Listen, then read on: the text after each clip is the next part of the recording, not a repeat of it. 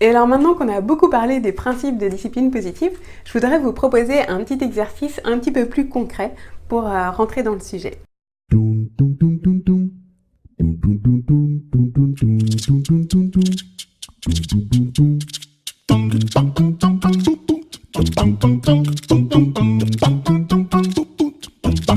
Alors je vais vous lire une liste de 10 phrases et j'aimerais que pendant ce temps-là, vous vous concentriez sur votre ressenti quand je vous dis ces phrases.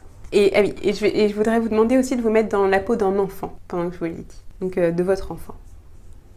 Dépêche-toi, mets ton manteau, arrête de pleurnicher, arrête de crier sur ton frère, accroche ton cartable au porte-manteau, va faire tes devoirs, débarrasse ton assiette, arrête de sauter sur le canapé, va te brosser les dents et te mettre en pyjama.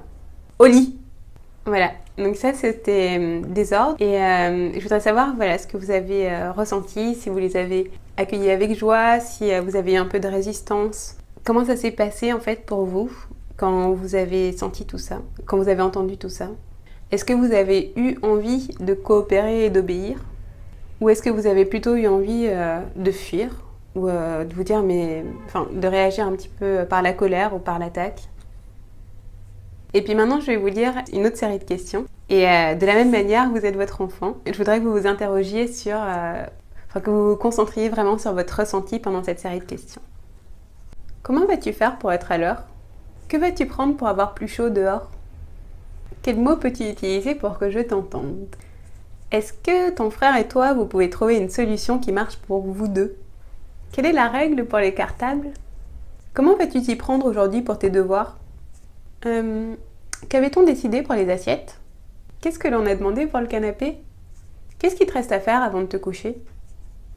Est-ce que tu es prêt pour le bisou du soir?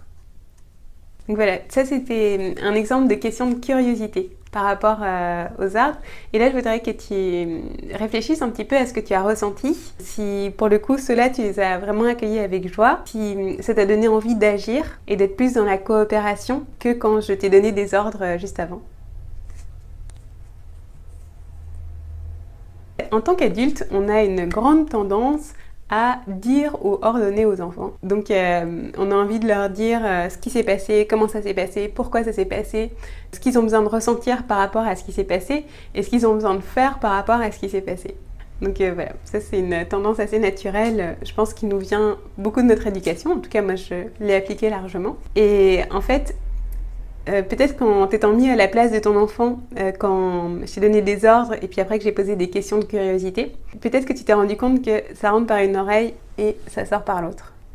En fait, on se protège. Quand on nous dit trop ce qu'on a besoin de faire, de penser, d'entendre, etc., on se protège et puis on est dans une attitude de retrait. Et en fait, voilà, donc du coup, je voudrais vous inviter à pratiquer, à tester et puis pratiquer les questions de curiosité et à remplacer petit à petit les ordres que vous donnez à vos enfants par des questions de curiosité. En fait, les ordres qu'on donne à nos enfants, ça crée des tensions dans le corps et ça envoie un message au cerveau de résistance. Alors que quand on pose des questions de curiosité, ça relaxe le corps et ça envoie un message au cerveau pour qu'il cherche une réponse en fait à la question. Et du coup, en cherchant la réponse, on oriente nos pensées vers la chose à faire. Et puis en fait, pour arriver au même but, eh bien ça se fait beaucoup plus, avec beaucoup plus de sérénité.